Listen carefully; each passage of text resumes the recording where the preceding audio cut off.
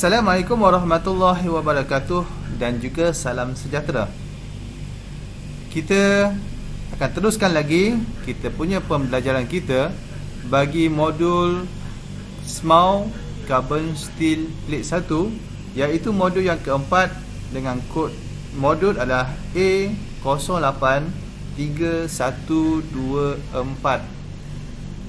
Jadi sebelum kita mulakan kelas kita, saya hendak memberitahu sedikit. Apabila kamu mendengar rakaman ini, terdapat sedikit kebisikan di bahagian belakang suara saya. Jadi kenapakah berlaku sedemikian? Rakaman ini kita buat di dalam bengkel di ILP, yang mana pelajar-pelajar sekarang tengah membuat latihan mengimpal. Jadi sedikit kebisikan pada bahagian belakang suara saya. Walau bagaimanapun, saya mengharapkan fokus anda semua, fokus pada pelajar adalah fokus yang tinggi dan memberikan perhatian kepada apa yang kita akan pelajari.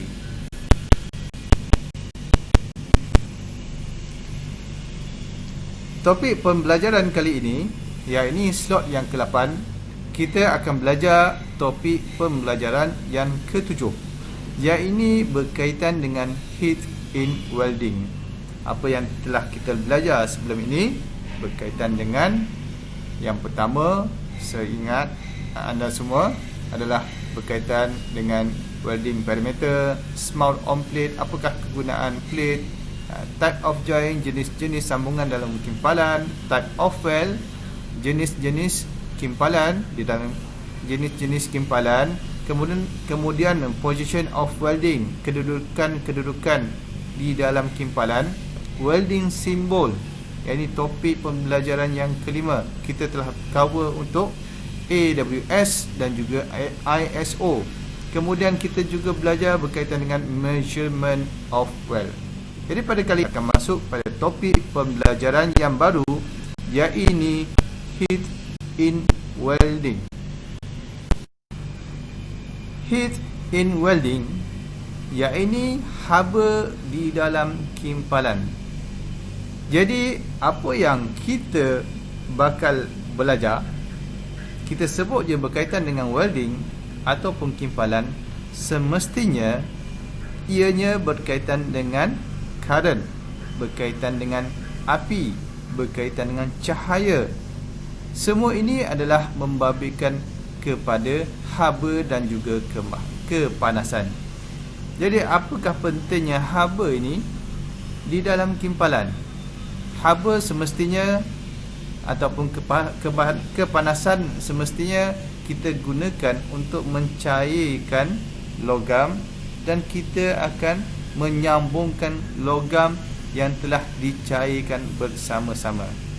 Tetapi ada kebaikan dan juga ada keburukan daripada kesan haba di dalam kimpalan. Saya akan menceritakan sedikit demi sedikit. Semoga anda semua dapat memahami dan dapat mengingati apa yang kita pelajari. Terminologi berkaitan dengan heat in welding. Proses kimpalan adalah satu proses yang menyambungkan dua ataupun lebih metal ataupun logam dengan kaedah peleburan logam tersebut. Dan semestinya logam tersebut perlu dileburkan menggunakan haba. Jadi haba di sini kita maksudkan dengan satu haba yang tinggi suhunya. Haba yang dikenakan ke atas proses kimpalan akan menyebabkan berlakunya perubahan struktur bahan, iaitu struktur di dalam logam tersebut, yang mana kita boleh lihat melalui mikroskop. Dan perubahan struktur bahan akan menyebabkan perubahan sifat mekanikal bahan logam tersebut. Jadi apakah sifat mekanikal ini? Antara sifat bahan yang terlibat adalah hardness, iaitu kekerasan, brittle, kerapuhan, ductile, kemuluran, dan juga strength, iaitu kekuatan bahan tersebut. Jadi sifat-sifat ini adalah sangat penting, di mana penggunaannya kita perlukan kekuatan yang tertentu untuk penggunaan yang tertentu. Dan dalam topik ini akan diajar berkaitan dengan Heat Affected Zone, iaitu HAZ, dan juga Heat Input. Jadi kita akan belajar mendalami berkaitan dengan HAZ dan juga Heat Input. Sebelum kita pergi kepada HAZ, kita akan fahami terlebih dahulu proses pemindahan haba. Yang ini apa yang telah kamu belajar di dalam subjek sains pada sekolah dahulu. Kita ada beberapa proses pemindahan haba. Jadi haba boleh dipindahkan melalui 3 cara. Apakah cara-caranya? Yang pertama adalah melalui sinaran, iaitu radiasi sinaran menyebabkan satu radiasi dan menghasilkan haba dipindahkan melalui sinaran. Seperti dalam gambar rajah, api mengeluarkan cahaya dan daripada cahaya tersebut haba dipindahkan. Begitu juga dengan matahari yang kita lihat setiap hari, dan matahari dapat keluarkan haba dan kita dapat merasa habanya. Yang kedua adalah melalui perolakan. Apa yang kita nak terangkan di sini, perolakan ini kita ambil contoh adalah untuk air. Jadi air dipanaskan pada bahagian bawah seperti dalam gambar rajah. Kemudian bahagian bawah dia akan naik ke atas, bahagian atas yang sejuk akan turun ke bawah dan dia akan dipanaskan, dan sehinggalah kepanasan tersebut sekata pada semua keadaan ataupun isi padu. Begitu juga dengan perolakan udara. Jadi udara pun cuba kita bayangkan panas, dan bahagian panas dia akan pergi kepada bahagian sejuk akan pergi bahagian panas, dipanaskan balik.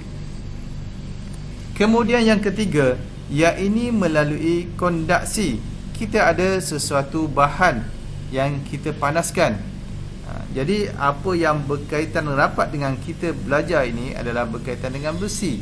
So besi dipanaskan pada satu bahagian, tetapi dia akan mengalirkan kepanasan tersebut sehinggalah ke bahagian yang lain, sedikit demi sedikit. Seperti di dalam gambar rajah yang ketiga ditunjukkan. Pemindahan haba dalam proses kimpalan adalah melalui kondaksi. Dan haba yang dikenakan akan berpindah daripada molekul ke molekul yang lain. Saya akan tunjukkan gambar rajah supaya kita dapat lebih memahami bagaimanakah pemindahan haba melalui kondaksi. Ini gambar rajah adalah gambar rajah molekul bagi logam.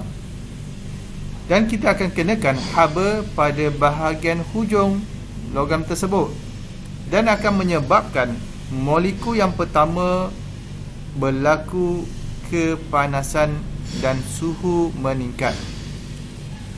Kemudian haba tersebut dipindahkan kepada molekul yang bersebelahan, iaitu molekul yang kedua, tetapi suhunya adalah kurang daripada molekul yang pertama. Kemudian akan dipindahkan lagi kepada bahagian molekul yang ketiga, dan suhunya semakin berkurang. Kemudian dipindahkan lagi kepada suhu molekul yang keempat dengan suhu yang kurang daripada molekul yang ketiga. Dan inilah yang dinamakan sebagai proses pemindahan haba melalui proses kondaksi. Heat affected zone ataupun kita ambil ringkasan dia adalah sebagai HAZ, iaitu kawasan terkesan haba. Jadi HAZ adalah kawasan yang terkesan haba, dan HAZ adalah kawasan yang terjadinya pada base metal akibat daripada proses mengimpal dan proses pemotongan secara haba. Saya akan tunjuk gambar rajah supaya kita dapat lebih memahami. Dan di sini kita ada base metal 1 dan juga base metal 2. Kemudian disambung melalui butt joint dan akan dikimpalkan melalui proses butt weld. Dan ini adalah weld metal yang telah kita kimpalkan.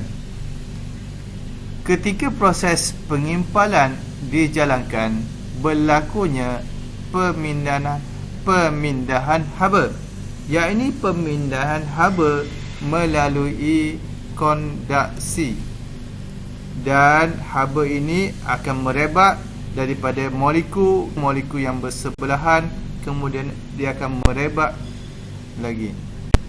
Apabila berlakunya pemindahan haba melalui kondaksi, akan terbentuklah HAZ, iaitu kawasan terkesan haba pada bahagian kanan dan pada bahagian kiri weld metal. Inilah yang dinamakan sebagai HAZ, Heat Affected Zone. Saya akan tunjukkan dari gambar rajah yang sebenar bagaimanakah HAZ itu terbentuk. Dan ini adalah spesimen yang telah dipotong, kemudian dia melalui beberapa proses supaya kita dapat melihat di mana yang manakah weld metal, base metal dan juga HAZ. Pada gambar yang ditunjukkan, HAZ adalah pada bahagian sebelah weld metal, di mana warnanya adalah lebih gelap sedikit berbanding dengan bahagian base metal. HAZ di bahagian bawah dan juga HAZ di bahagian tepi.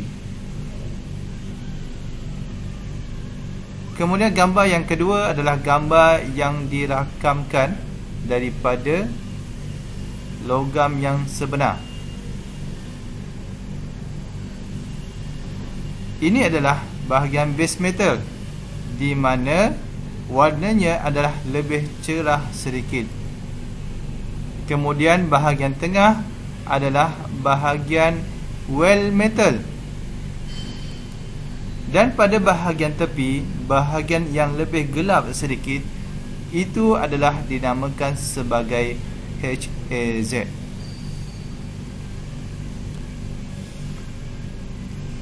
Jadi pembentukan HAZ menyebabkan mikrostruktur bahan, iaitu pada base metal berubah.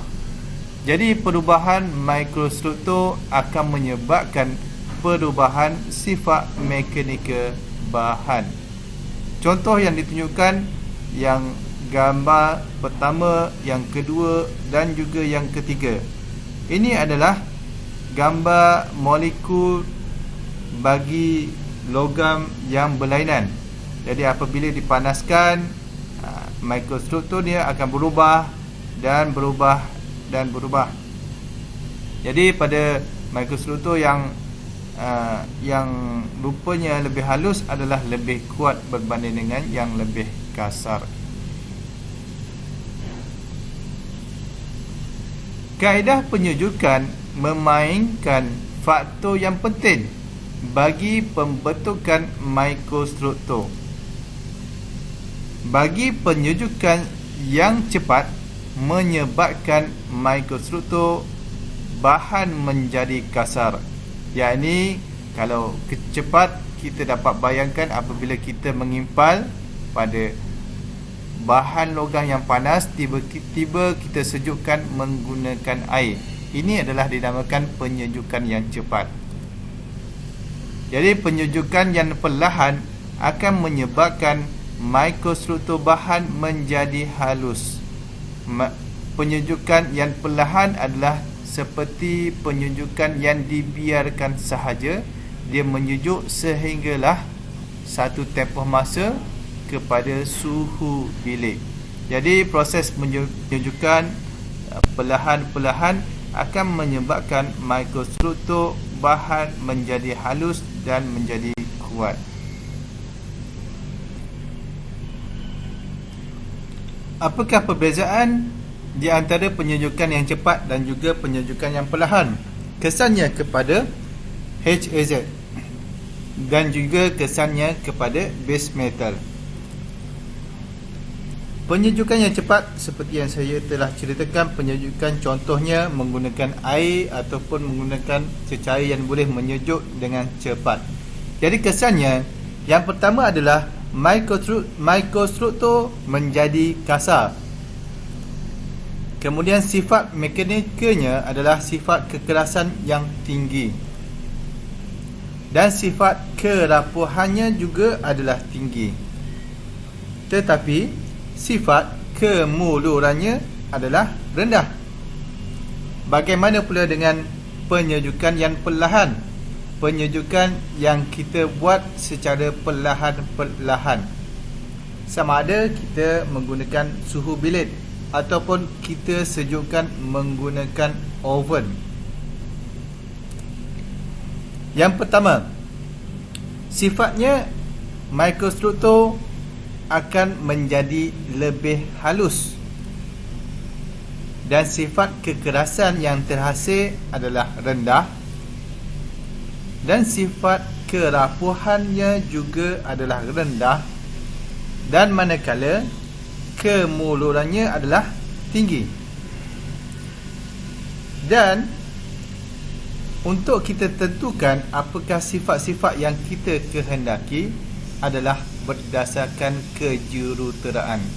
Dan daripada sifat tersebut, kita boleh letakkan kaedah kita bagaimana kita hendak membuat penyejukan dia, sama ada cepat ataupun perlahan.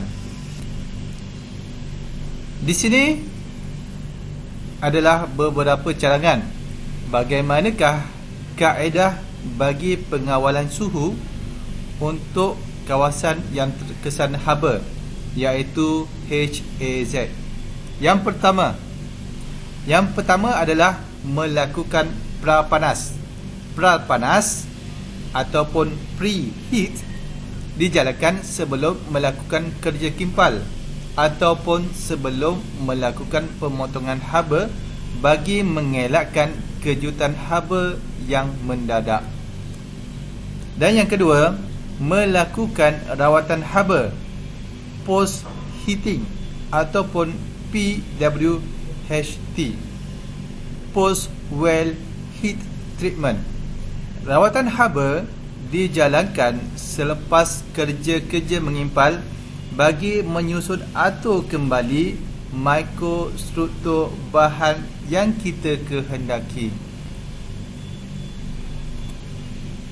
Yang ketiga adalah kawal suhu setiap larian kimpal. Jadi kawalan suhu ini dijalankan pada setiap larian kimpal. Ia bagi mengelakkan kejutan haba yang mendadak. Bagaimanakah kawalannya? Maksud di sini kita telah belajar larian yang pertama, penetration. Sebelum kita lakukan hot pass, kita perlu sukat terlebih dahulu suhu pada larian penetration. Adakah suhunya boleh dikimpal untuk hot pass ataupun tidak? Ini dinamakan kawalan suhu pada setiap larian. Begitulah sehinggalah kita jalankan hot pass, jalankan field pass sehingga capping. Dan yang keempat adalah kawal arus dan juga kelajuan mengimpal. Arus dan kelajuan mengimpal perlu dikawal bagi kawalan heat input seperti yang dinyatakan di dalam WPS. Jadi kalau kita melakukan kelajuan mengempal perlahan, maka habanya tinggi. Arus tinggi, haba tinggi, arus rendah, haba pun akan jadi rendah. Jadi kita telah belajar melalui slot yang pertama sebelum ini berkaitan dengan welding parameter. Dan yang kelima adalah penggunaan saiz elektrod yang kecil. Saiz elektrod dapat mengawal arus dan juga kelajuan mengimpal, seterusnya mengawal heat input. Jadi ini adalah bergantung kepada pengimpal. Bagaimanakah untuk mengawal heat input? Kita menggunakan saiz elektrod yang besar ataupun kecil, terpulang kepada welder dan juga QC yang telah dilantik. Kita akan belajar pada perkara yang kedua di dalam slot yang ke-8 ini, iaitu heat input, kadar kemasukan haba. Apakah ini heat input? Kita akan pelajari. Heat input adalah kadar masukan haba ketika proses mengimpal, iaitu ketika kita menjalankan larian root, larian untuk hot pass, field pass dan juga capping. Heat input akan memberikan kesan terhadap HAZ, Heat Affected Zone, yang kita telah belajar tadi. Pengawalan heat input adalah melalui 3 elemen yang penting. Apakah elemen-elemen tersebut? Yang pertama adalah arus. Yang kedua adalah voltan. Dan yang ketiga adalah kelajuan mengimpal, travel speed ketika kita mengimpal. Dan daripada heat input ini, kita boleh dapatkan berapakah nilai heat input ketika kita menjalankan kerja-kerja mengimpal melalui formula yang telah ditunjukkan ini, iaitu HI, heat input, sama dengan A, iaitu elemen yang pertama, arus ataupun ampere, didarabkan dengan V, voltage, dan didarabkan dengan 0.06 bahagi dengan S. A adalah arus, V adalah voltan, S adalah kelajuan mengimpal dalam mm per minit. Saya akan tunjukkan bagaimanakah kita hendak mencari nilai heat input melalui proses kimpalan yang kita lakukan. Kita dapat rekod arus dan kita rekod voltan dan kita akan rekod kelajuan mengimpal. Bagaimanakah cara merekodnya dan bagaimanakah ianya dikira? Saya akan tunjukkan. Input. Jadi pada kali ini saya akan tunjukkan cara-cara bagaimana kita hendak mencari input.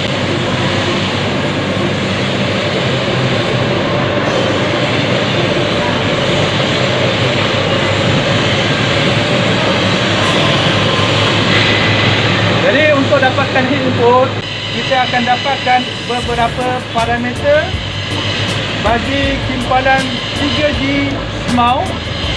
Kita telah buat penetration, kemudian kita akan buat hot pass. Jadi hot pass kita akan buat sepanjang 250 mm menggunakan elektrod 2.67018. Jadi mesin yang kita akan gunakan adalah mesin dinama leader model DIAT 250. Dan peralatan yang kita hendak gunakan adalah multimeter untuk kita sukat current dan juga voltage.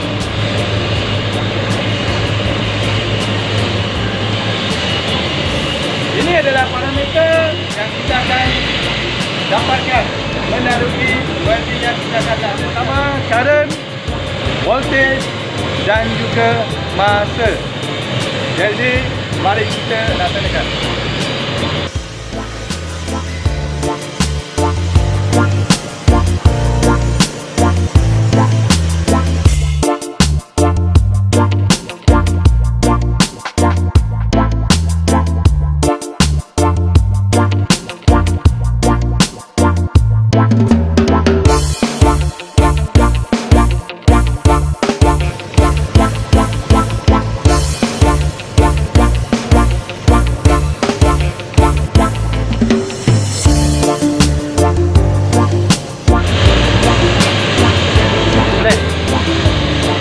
Okay, jadi bacaan yang kita dapat untuk voltage maksima adalah 26 dan minima kita ambil dia sebagai 22.7. Ini adalah current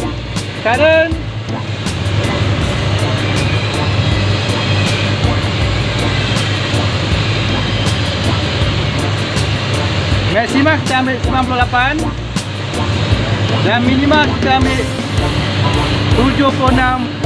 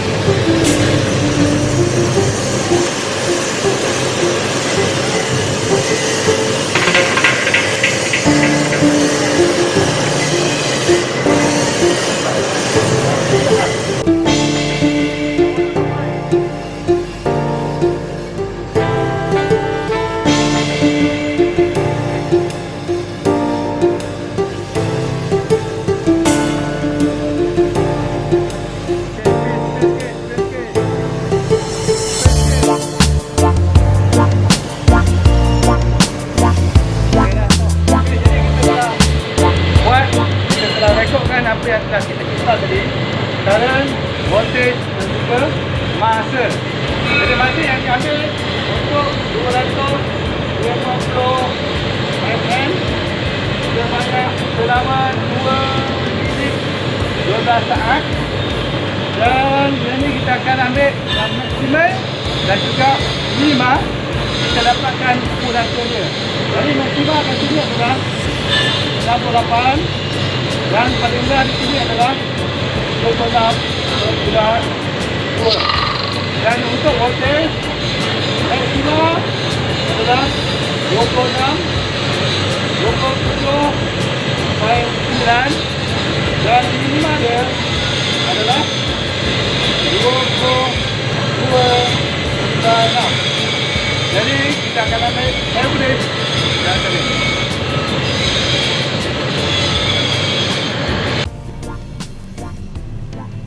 Kita telah melakukan proses kimpalan, iaitu kita lakukan hot pass bagi 3G SMAU, dan parameter current kita telah mengambilnya dan voltage serta masa untuk kita siapkan mengimpal sepanjang 250 mm. Dan daripada data-data inilah kita akan jadikan dia dan convertkan dia melalui formula yang telah kita belajar kepada heat input. Jadi yang pertama adalah current ataupun arus. Kita akan ambil bacaan yang tertinggi dan juga bacaan yang terendah, kemudian kita campurkan kedua-duanya untuk mendapatkan puratanya. Jadi arus di sini adalah 87.1 yang kita akan gunakan. Kemudian untuk voltage kita ambil yang maksima iaitu 27.9 dan minima adalah 22.6. Kita akan ambil average-nya iaitu kita akan dapat bacaannya adalah 25.25 volt. Kemudian masa yang kita ambil untuk mengimpal sepanjang 250 mm plate iaitu 2 minit dan 12 saat. Sebelum kita membuat pengiraan di dalam formula, masa ini kita perlu tukarkan dia kepada perpuluhan dalam minit. Jadi 2 minit dan 12 saat bersama dengan 2.2 minit. Dan traverse speed iaitu S. Traverse speed 250 mm panjang dibahagikan dengan 2.2 minit, maka traverse speednya adalah 113.64 mm per minit. Jadi ini adalah antara contoh macam mana kita hendak mengambil data daripada praktikal kimpalan yang kita laksanakan. Ada sesetengah pihak dia menggunakan range, dia tidak menggunakan purata. Di antara contohnya arus, dia tidak ambil purata yang tinggi dan juga yang rendah, tetapi dia ambil range, iaitu julat tinggi dan juga julat yang rendah. Tapi bagi kali ini saya tunjukkan contoh untuk mengambil bacaan dia adalah berdasarkan purata arus dan juga voltan. Daripada bacaan-bacaan yang telah kita dapat tadi, iaitu arus, voltan dan juga traverse speed, kita akan masukkan ke dalam formula, iaitu formula HI sama dengan A darabkan dengan V darabkan dengan 0.06 dibahagikan dengan S. Dan data arus kita dapat adalah 87.1, voltan 25.25 dan traverse speed 113.64. Kemudian dengan nilai-nilai ini kita akan masukkan ke dalam formula, menjadikan heat input sama dengan 87.1 darab dengan 25.25 dan didarabkan dengan 0.06 dibahagikan dengan 113.64. Jadi menggunakan calculator, kita akan kira heat input yang dapat kita hasilkan di sini adalah 1.17 dan unitnya adalah kilojoule per mm.